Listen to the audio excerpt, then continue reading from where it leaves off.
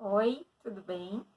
Eu sou a professora Daniele Braga Bittencourt, trabalho com a Open Eventos já há alguns anos, então pode ser que a gente já se conheça de algum desses eventos presenciais. E como eu não sei a dimensão desse vídeo, pode ser que a gente esteja se reencontrando, então é um prazer revê-lo, ou que a gente esteja se conhecendo. É um prazer conhecê-lo. Eu sou professora da Rede Municipal de Curitiba, trabalho com sala de recursos, com crianças com dificuldade de aprendizagem, sou psicopedagoga e tenho especialização também em educação especial. E hoje eu vim aqui para falar com vocês sobre um autista em minha sala, como trabalhar, né? É um desafio que tem se tornado cada vez mais constante e a gente vai então refletir um pouquinho essa prática, tá bom, pessoal? O que é o autista? É a pessoa que tem um transtorno de desenvolvimento grave que prejudica a capacidade dela de se comunicar e de interagir. Quem é que faz esse diagnóstico?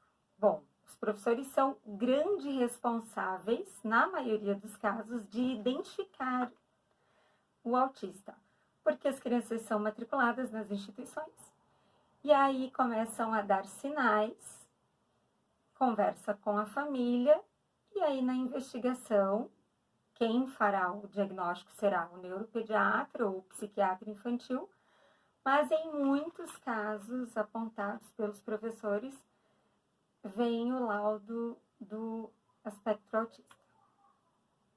Alguns sinais que os professores então percebem em sala de aula, né? O alcance e a gravidade dos sintomas, eles podem variar amplamente. Por isso que hoje a gente se fala de espectro autista, tá? Mas os mais comuns, eles estão entre a dificuldade de comunicação, de interação social, de controle emocional. Alguns têm pouco contato visual, não gosta de alterações na rotina, a linguagem pode se desenvolver tardiamente, podem desenvolver interesses obsessivos e comportamentos repetitivos.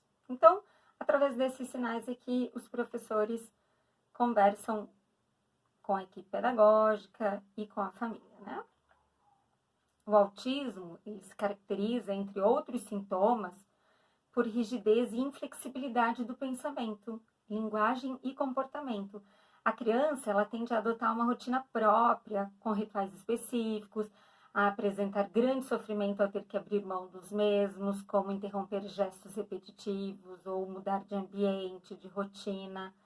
Por isso, os pais podem acabar tendo problemas ao lidar com as crianças e dúvidas como ceder às chantagens, às ameaças, se eles resistem ou não.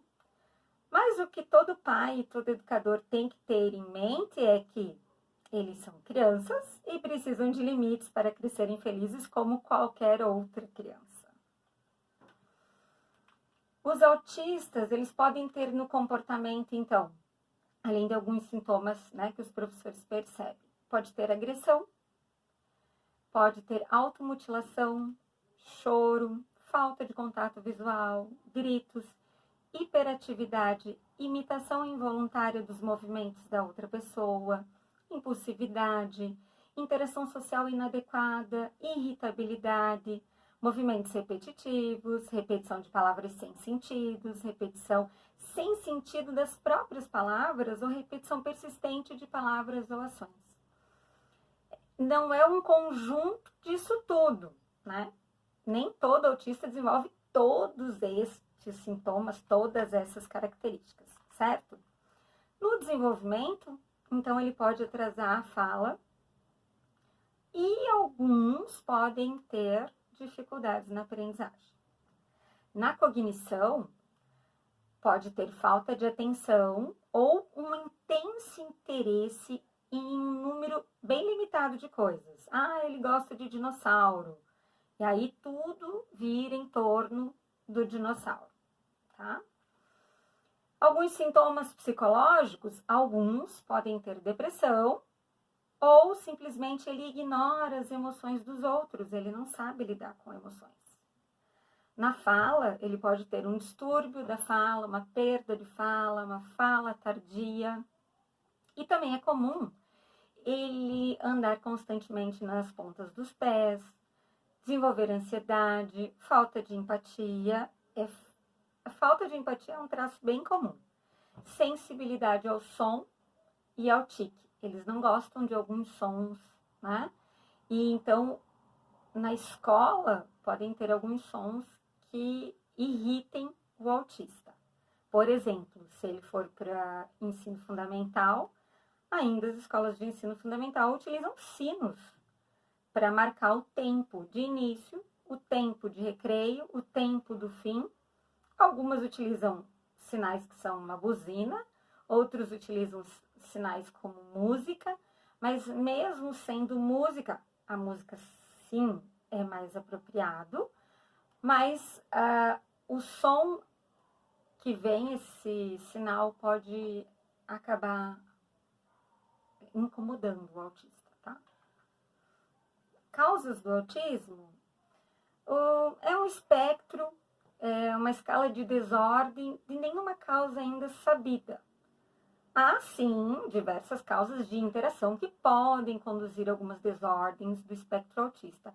E, na maioria dos casos, tem uma combinação de fatores de risco genético que podem interagir com alguns fatores de riscos ambientais. Então, onde ele convive, o ambiente que ele está, pode, se ele tem uma predisposição genética, pode vir a desenvolver, então, esse autismo. Mas isso tudo é uma pesquisa ainda, ninguém afirma exatamente a causa, o motivo, e sim, se ele é ou não autista.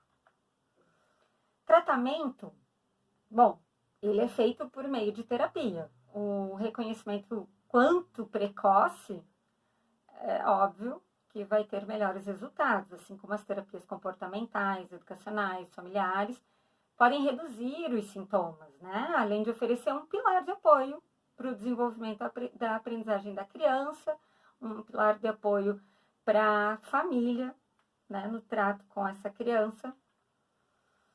E aí, quais tipos de tratamento é comum? Para o controle da raiva, né, existe a prática da concentração, uso de mecanismos de enfrentamento para se prevenir contra os fatores desencadeantes, minimizar a explosão emocional destrutiva, e isso só vai ser desenvolvido com terapia comportamental.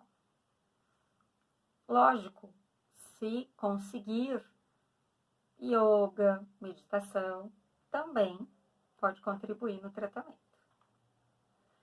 Como cuidar de uma criança autista? É um desafio para muitos. Para começar, ele deve se sentir muito confortável, porque nada melhor do que dar à criança condições dela sempre se sentir segura, tranquila, né? Dela ter confiança. Quando a criança demonstra irritabilidade, uma ótima maneira de amenizar a impulsividade dela pode ser utilizar objetos que diminuam o comportamento da criança. Algum jogo, algum brinquedo, algum local específico que você saiba que ela tem interesse, contar alguma história que ela goste, oferecer algum objeto que traga segurança, que a criança tenha interesse. Quando contrariado, quando ele ouve um não, ele se vê diante de uma frustração. E é bom que ele passe por frustração. É bom para qualquer ser humano, apesar da gente não gostar. E ele pode sim reagir com raiva. A imposição precoce de limites, então, nessas crianças é óbvio que é essencial. É doloroso? Sim, principalmente se os pais exageram na emoção, né? Perdem a razão, são muito radicais. Então, uma dica é sempre estabelecer limites já nos primeiros anos de vida da criança, para facilitar o comportamento dela, facilitar o aprendizado, facilitar os laços que ela pode vir a desenvolver. E aí, quanto antes a criança aprender os limites, a lidar com as emoções, mais facilmente ela vai lidar com a raiva, com a frustração, né? Vai ser melhor a capacidade adaptativa dessa criança. Crianças com graus mais severos de autismo certamente demandarão mais esforços parentais na colocação de limites, até por conta dos prejuízos cognitivos, comportamentais serem crônicos nesse caso. E aí é possível que o sistema nervoso central seja mais imaturo, né, e pode vir a ter um quociente menor de inteligência. Terapia familiar é indispensável para todos os casos, né? O aconselhamento psicológico ajuda as famílias a resolverem os conflitos, a terem uma comunicação mais eficaz com a criança, com a escola. A análise do comportamento aplicado é um método de ensino que ajude a crianças autistas a aprenderem habilidades sociais importantes, incentivando o comportamento sempre positivo dela. Então, oferecer terapia comportamental tem como foco a modificação de comportamentos que são prejudiciais associados a um distúrbio psicológico. E aí é bem interessante essa terapia. Existe o processamento sensorial, né? A forma como o sistema nervoso recebe as mensagens dos sentidos e as transforma em respostas motoras e comportamentais adequadas.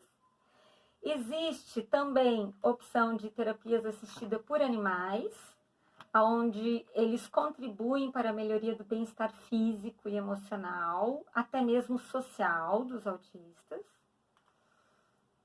Tem também se discutido sobre a teleprática, que é o uso da internet de alta velocidade, webcam, Skype e outras tecnologias de comunicação, também para oferecer terapia à distância. Isso também já tem começado a se tornar uma prática nos tratamentos. Medicamentos, tomar ou não? Nem todo medicamento, aliás, nem todo autista necessitará de medicamento, né? Aí é uma avaliação médica e aí ele vai indicar para reduzir ou melhorar alguns sintomas de alguns transtornos que a criança pode ter, tá? Mas não é todo autista que vai utilizar a medicação. Outros especialistas que podem contribuir no tratamento do autista é o fonoaudiólogo, né, para desenvolver melhor a linguagem, e o psicólogo clínico, que vai tratar de transtornos mentais, fazendo então a terapia geralmente semanal. O neurologista, o psiquiatra, o pediatra. Então pode haver uma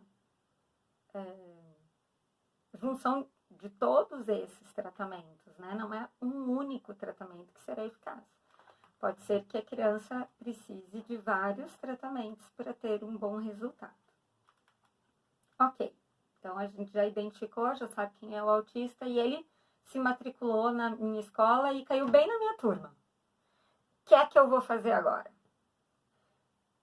Não tem receita, né? Eu vou falar de algumas questões que podem contribuir, né? Questões já vivenciadas por mim,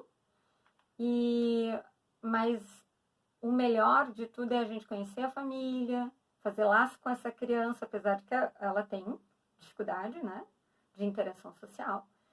E aí você, com o tempo, vai ganhando a confiança dessa criança. Como não tem receita para ensinar crianças e adolescentes autistas, então os especialistas em educação já sabem. Mesmo que duas pessoas apresentem o mesmo diagnóstico, elas podem reagir de modos diferentes a uma mesma proposta pedagógica.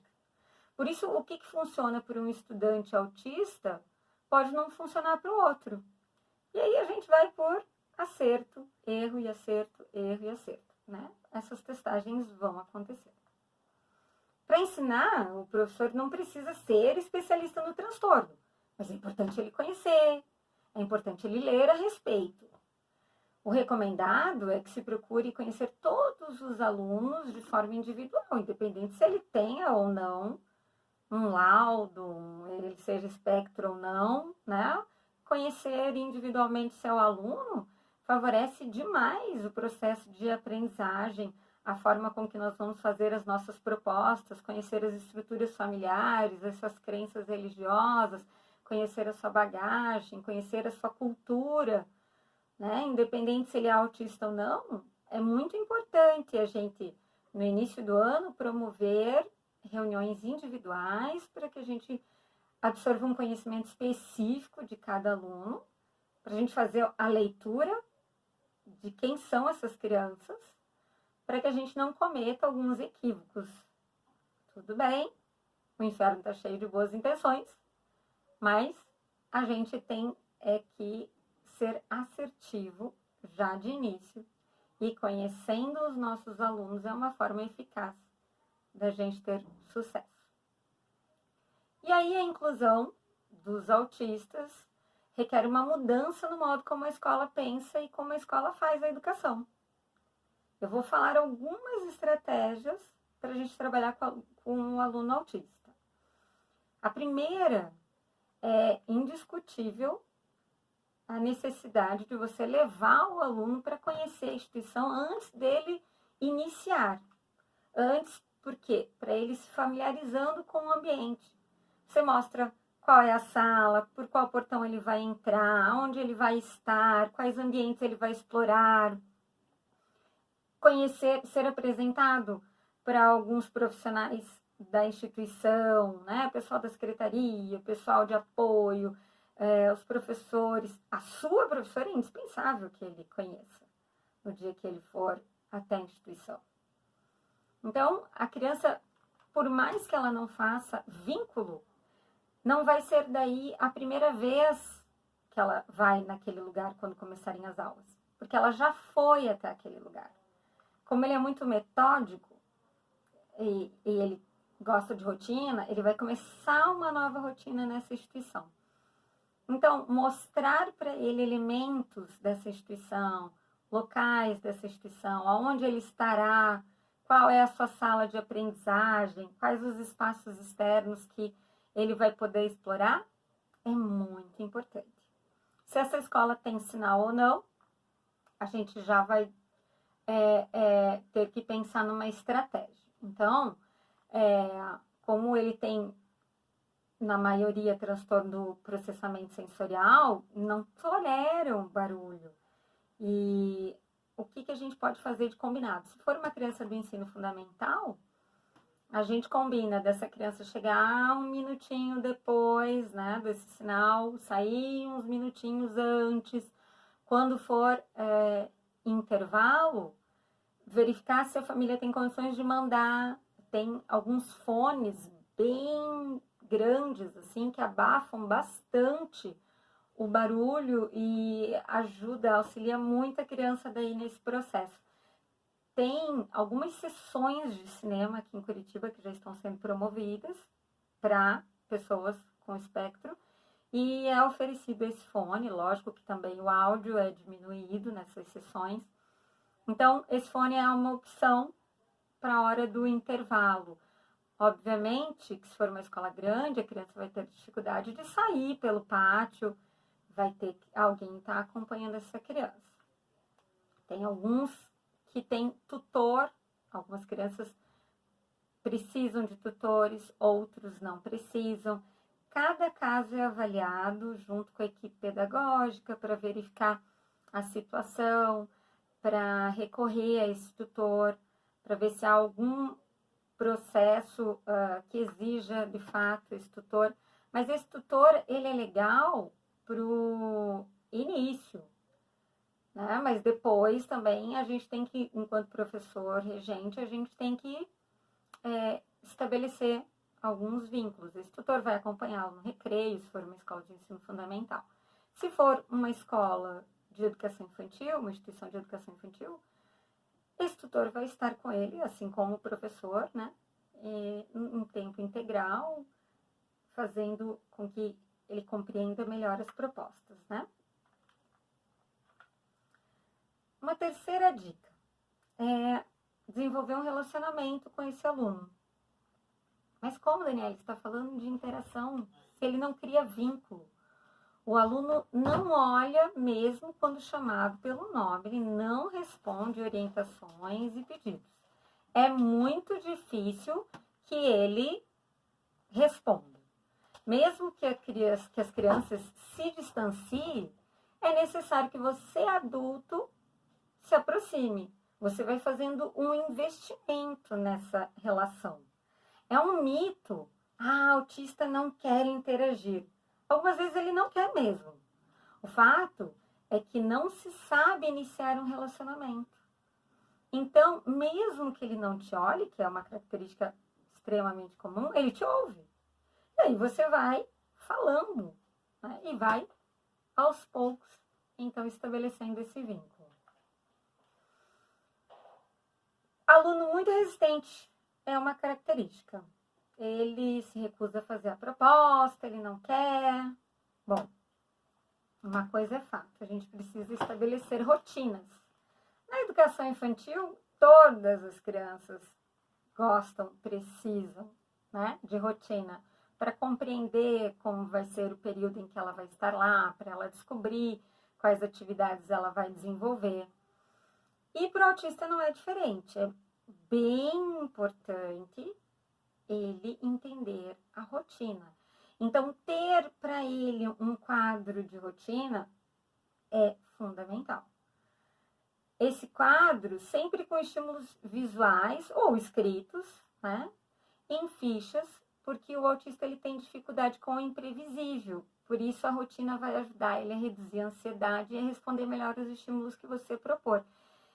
Uma sugestão bacana é colocar foto das crianças da sala nessa ficha de rotina, inclusive fotos dele, né? Outra dica é você ser muito direto na sua fala, com poucas instruções. Então, digamos que você divida por gênero, né, masculino e gênero feminino, o seu grupo, e aí você diga, os meninos agora todos irão lá fora na pia do banheiro e vão lavar o pincel. Muita informação para o autista. É a informação direta para ele.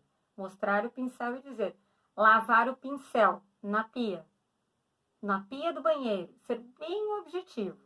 Não fazer uma frase extensa e muito explicativa. Você pode até fazer para o grande grupo e retomar com ele com uma frase mais diretiva, ok? Uma dica, eles não compreendem sarcasmos, então não façam nenhuma fala literal, porque eles levam tudo ao pé da letra, ok? Eu vou estar encaminhando para vocês alguns materiais, fotos de alguns materiais para vocês reproduzirem com essas crianças. Então, eu vou estar mandando algumas opções de fichas de comandos para você fazer e um combinado com o seu aluno, certo? O aluno autista, não só na escola, é recomendado que ele utilize fichas. Tem casos de crianças autistas que os pais utilizam em casa. Fichas como ir ao banheiro, escolher uma roupa, dia de cortar o cabelo, hora do futebol, horário do psicólogo. Então, é comum. Então, muitos já estão habituados a isso. E se não estão, ficarão, porque é um recurso bastante utilizado. Então, eu vou estar encaminhando algumas referências de material também sobre o humor, porque às vezes ele não vai querer falar para você, mas ele vai poder te demonstrar. Às vezes também ele não fez a leitura do que é aquele sentimento. Ele está irritado, mas não sabe que aquilo é irritado. E aí você vai discutir com ele cada uma das fichas, vai mostrar a ficha do triste, a ficha do irritado, a ficha do feliz, a ficha, né, de várias emoções para que ele consiga também se identificar e poder também utilizar a ficha como uma forma de comunicação com você e com o grupo. Mais uma estratégia. Interesse das crianças. Você precisa descobrir, no geral, a gente, enquanto educador, né, o nosso momento exige que a gente dê vez e voz às crianças, que a gente perceba o que é do seu interesse, que a gente ouça o que elas querem, né? E não vai ser diferente com o nosso aluno autista. Aquele professor que vai trazer tudo pronto, milimetricamente, né, metodicamente pensado, ele pode se frustrar. É dever, sim, e obrigação do professor de planejar a sua atividade, de trazer propostas, mas é muito eficaz o professor perceber os interesses da criança e partir desse interesse para elaborar as suas propostas.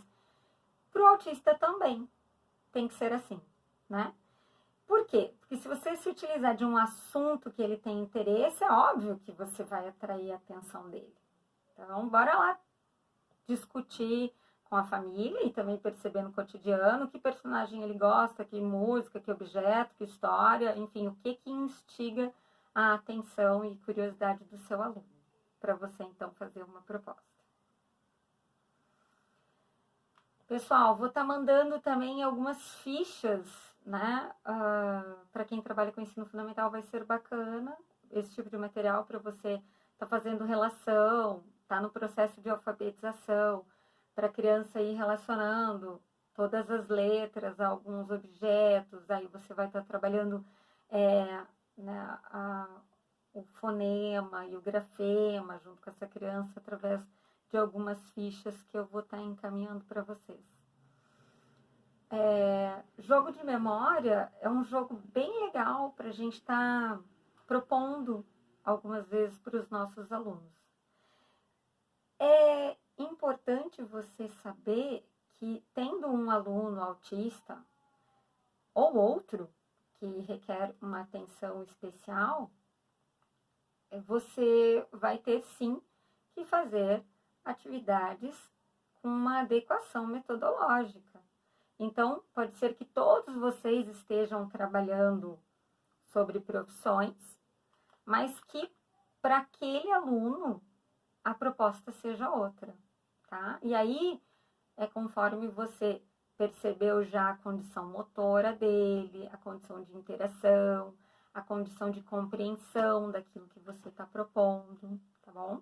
Então, é comum a gente fazer adequações de propostas para os nossos alunos autistas, assim como para os demais que apresentam qualquer tipo de dificuldade, ok?